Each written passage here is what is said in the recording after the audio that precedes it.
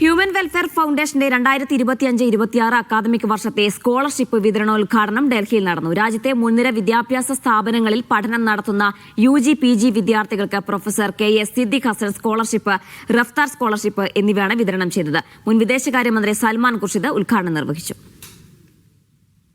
Human welfare foundation 2006 മുതൽ വിദ്യാഭ്യാസ രംഗത്ത് നടത്തിക്കൊണ്ടിരിക്കുന്ന പ്രവർത്തനങ്ങളുടെ ഭാഗമായിട്ട് ഏറ്റവും പ്രധാനപ്പെട്ട ഒരു പ്രവർത്തനമാണ് സ്കോളർഷിപ്പ് വിതരണം.